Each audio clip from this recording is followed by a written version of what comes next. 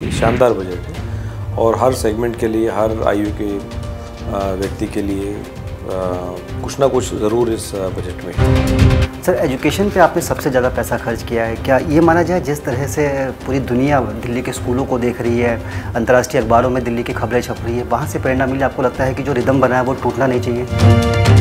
जो अच्छा काम चल रहा है उसको आगे बढ़ाते हुए जितने भी फंड्स की रिक्वायरमेंट एजुकेशन में थी वो दिया जी, और जितनी हेल्थ में थी वो दिया। कूड़े का पहाड़ एक बड़ा चुनावी मुद्दा था आप लोगों को और आपने कहा हमें मौका दीजिए, हम तीनों पहाड़ ख़त्म कर देंगे। बीजेपी 15 साल में नहीं कर पाई, क्या मैजिक करने वाले आप लोग? नहीं, उसको हम बहुत क्लोजली मॉनिटर कर रहे हैं। सीएम साहब खुद पर्सनली विज़िट कर रहे हैं, ऑफिसर से बात कर रहे हैं। तो और हमने कहा है कि अगले 2 साल में वो जो कूड़े के पहाड़ हैं उन्हें ख़त्म कर देंगे। यमुना की सफाई भी एक बड़ा मुद्दा है। बिल्कुल मुद्दा है, और अगर यमुना साफ़ नहीं है फिर हम दिल्ली भी साफ़ नहीं है। बीजेपी आपके बजट को बेदम बता रही है। वो कह रही है कि 78,000 करोड़ के बजट में नई घोषणाएं नहीं है। वो तो ये भी कह रहे थे कि हमारा जो डीआईपी का बजट है वो हमारे कैपिटल उससे ज़्यादा है। वो कुछ भी कह सकते हैं बीजेपी वाले। वो सीएम साहब ने कहा तो अनपढ़ों की जमात है, ऊपर से लेकर नीचे तक। आपकी जीरो टॉलरेंस नीति पर भी सवाल उठा रहे हैं, कह रहे हैं आपके 2 बड़े नेता जेल के अंदर और आप जीरो टॉलरेंस की बातें करते हैं। वो तो एजेंसी हमें दे दें, हम देखेंगे कौन सा नेता उनका बचता है फिर। 26 नए फ्लाईओवर, अंतर्राष्ट्रीय स्तर के आईएसबीटी, 100 नए मोहल्ला क्लिनिक, मोहल्ला बसें, यमुना की सफाई के लिए मेगा एक्शन प्लान और दिल्ली के तीनों कूड़े के पहाड़ को ख़त्म करने के लिए कई बड़ी योजनाएं। इसके साथ बहुत कुछ है इस बार दिल्ली के बजट में, और इस बजट को पेश किया है दिल्ली के नए फाइनेंस मिनिस्टर कैलाश गहलोत जी ने। कैलाश जी हमारे साथ है, जानेंगे इनसे और क्या कुछ है इस बजट में। सर, स्वागत है आपका नवोदय टाइम्स पंजाब केसरी में। 78,000 करोड़ का करीब बजट है, क्या कुछ खास है सर? नहीं, अच्छा बजट है, और जैसे सीएम साहब ने भी कल कहा प्रेस कॉन्फ्रेंस में कि शानदार बजट है और हर सेगमेंट के लिए, हर आयु के व्यक्ति के लिए कुछ ना कुछ ज़रूर इस बजट में है। तो मैं तो यही कहूँगा कि अच्छा बजट है।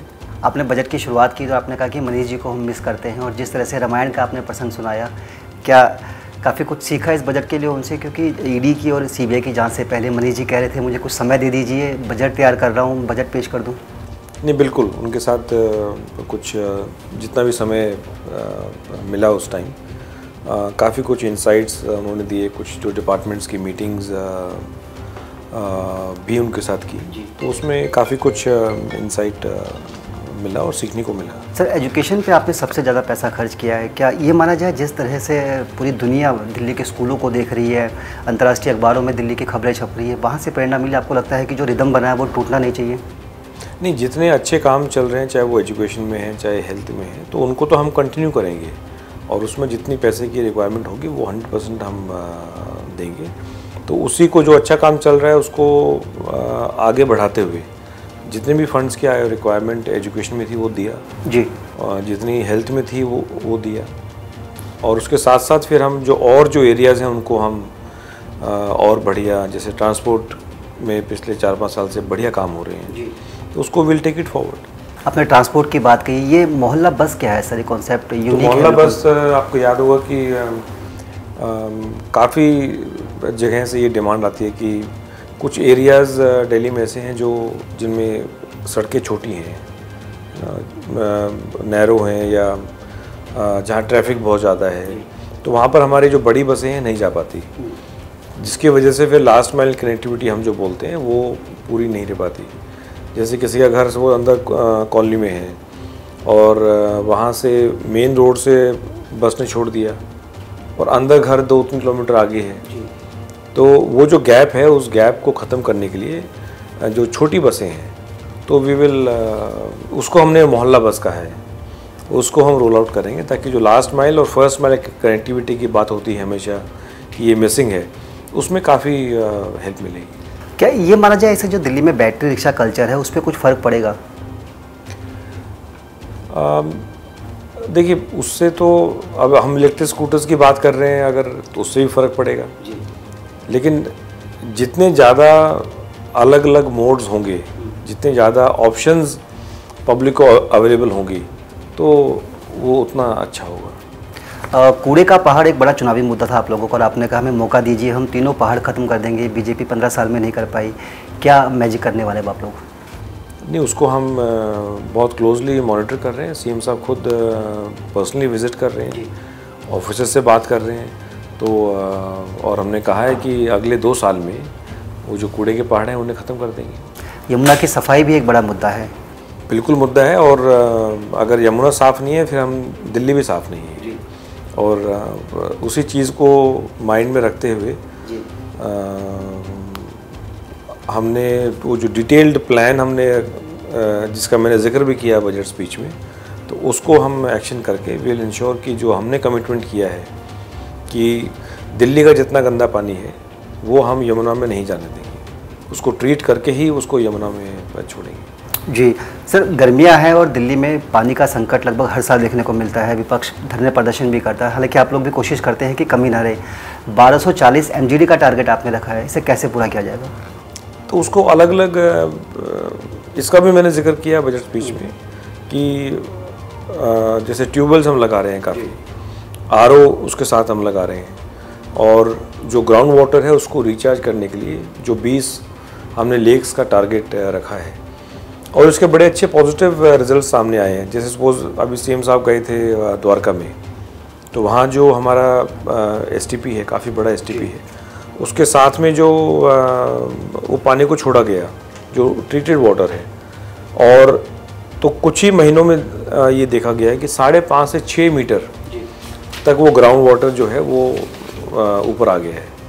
और वहाँ फिर हम ट्यूबवेल्स हम लगा रहे हैं और उसको पानी को फर्दर साफ़ करके, और वही पानी फिर हम ड्रिंकिंग पर्पज़ के लिए यूज़ कर रहे हैं। तो ये सारी चीज़ें करके, क्योंकि और तो कोई तरीका है नहीं पानी की अगर प्रोडक्शन बढ़ानी है, या तो हरियाणा से पानी ज़्यादा आए, वो हमें देख नहीं रहा कि होगा, दिक्कतें होती है कई बार, उसकी पॉसिबिलिटी है जी। और दूसरा जो हमने कहा कि जो बारिश का पानी है उसको अगर हम किसी तरीके से स्टोर कर लें, जैसे पल्ला में हमने जो प्रोजेक्ट किया उसके भी अच्छे रिजल्ट आए हैं। लगभग आई थिंक 800 से 1000 मिलियन गैलन पानी वो हम बचा पाए हैं।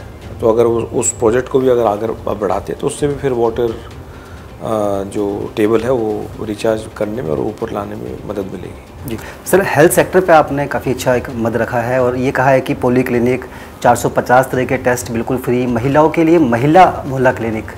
महिला मोहल्ला क्लिनिक क्या रहेगा ये? तो महिला मोहल्ला क्लिनिक का मतलब उन क्लिनिक्स में सिर्फ महिला अलाउड है जी। और ताकि जो महिलाएं हैं वो अपनी जो समस्याएं हैं, क्योंकि उसको जिक्र किया था मैंने कि हार्वर्ड ने भी जो स्टडी की उसमें ये पता चला कि केवल 57% ही जो फीमेल्स हैं वो आई थिंक 57% फीमेल जो है वो नहीं जाती हैं because of despite having some problem. They don't, वो डिस्कस नहीं करते हैं, वो जाते नहीं हैं डॉक्टर के पास, मे बी हेजिटेशन है या ओवरऑल एनवायरनमेंट जो भी फैक्टर्स हैं। तो उस चीज़ को ख़त्म करने के लिए, और उसका भी फिर हमने डेटा से सब्सटेंशिएट किया है कि 4 मोहल्ला क्लिनिक में लगभग 3 से 4 महीने में ही 42,000 फीमेल्स हैव विजिटेड। तो काफ़ी बड़ा नंबर है, और आगे हमने टारगेट रखा कि उसको 100 तक लेके जाएंगे। सर, दिल्ली में प्रदूषण एक बड़ी समस्या है और हर साल तो OD1 वाला कॉन्सेप्ट आता है या आप लोग कुछ तरह के रिस्ट्रिक्शंस लगाते हैं कंस्ट्रक्शन साइट्स पे। क्या इस बार ऐसा कुछ है बजट के अंदर जिससे दिल्ली के लोगों को पोल्यूशन का सामना ना करना पड़े या पोल्यूशन कम हो? उस पर भी काफ़ी डिटेल में चर्चा की है। पहले तो एंटायर पब्लिक ट्रांसपोर्ट हमारा वो बाय एंड ऑफ 25 80% जो है हमारा जो ट्रांसपोर्ट है, बसेज हैं, वो 80% जो है वो इलेक्ट्रिक बसेज होंगी, मतलब कि ज़ीरो एमिशन। तो एक बहुत बड़ा है। फिर दूसरा जो हमने 1400 किलोमीटर की हमने जो बात की, फुटपाथ को ठीक करेंगे, सड़कें साफ़ करेंगे, धूल को हटाएंगे, एंटी स्मोक गन्स जो हैं विद वाटर स्प्रिंकलर्स। तो वो सारी चीज़ें जो हैं पोल्यूशन को कम करने के लिए जी। सर, बीजेपी आपके बजट को बेदम बता रही है, वो कह रही है कि 78,000 करोड़ के बजट में नई घोषणाएं नहीं है। अभी तो आपने कहा कि भाई 250 से 450 बढ़ा रहे हैं जी। अभी आपने कहा मोहल्ला बस लेके आ रहे हैं, आपने कहा महिला मोहल्ला क्लिनिक और खोलेंगे। तो इतनी सारी तो आपने खुद ही गिना दी हैं। वही कहते हैं कि जो इंफ्रास्ट्रक्चर है उस पर सिर्फ आप 16,000 करोड़ रुपए खर्च कर रहे हैं, जबकि ये दिल्ली की बेस लाइन है, इस पर ज़्यादा फोकस आप लोगों का नहीं रहा। वो तो ये भी कह रहे थे कि हमारा जो DIP का बजट है वो हमारे कैपिटल उससे ज़्यादा है। वो कुछ भी कह सकते हैं बीजेपी वाले। वो CM साहब ने कहा तो अनपढ़ों की जमात है, ऊपर से लेके नीचे तक। आपकी जीरो टॉलरेंस नीति पर भी सवाल उठा रहे हैं, कह रहे हैं आपके 2 बड़े नेता झील के अंदर और आप जीरो टॉलरेंस की बातें करते हैं। वो तो एजेंसी हमें दे दें, हम देखेंगे कौन सा नेता उनका बचता है फिर। सर एक आखिरी सवाल, क्योंकि आपने कहा कि अगले साल हम चाहते हैं कि मनीष जी ही बजट को पेश करें और दिल्ली भी उनको मिस कर रही है, तो क्या ये माना जाए कि आप बहुत ज़्यादा इंटरेस्टेड नहीं है फाइनेंस मिनिस्ट्री में, या आप ऐसी दुआ करते हैं मनीष जी बाहर आ जाएँ? नहीं, it is not about interest, it is we all believe and we are 100% sure कि चाहे वो मनीष जी हैं चाहे सिंधु जैन जी, उनको पॉलिटिक्स के चलते हुए उनको आज जेल में डाला हुआ है। उन्होंने कोई गलत काम नहीं किया है, बढ़िया तरीके से ईमानदारी के साथ with full dedication and zero corruption उन्होंने दिल्ली वासियों की सेवा की है। ये तो एजेंसीज़ का मिसयूज़ करते हुए उनका सिर्फ एक ही मकसद है, किस प्रकार से अरविंद केजरीवाल को कमज़ोर किया जाए, अरविंद केजरीवाल को काम ना करने दिया जाए, आम आदमी पार्टी को ग्रो ना करना दिया जाए। वो सिर्फ ये सारे उनके पास हथकंडे हैं, उनको अपना रहे हैं। तो अगर वो बाहर आएंगे तो आप कंटिन्यू करेंगे फाइनेंस मिनिस्ट्री? नहीं, I will look after transport department, जो पोर्टफोलियोज मेरे पास हैं।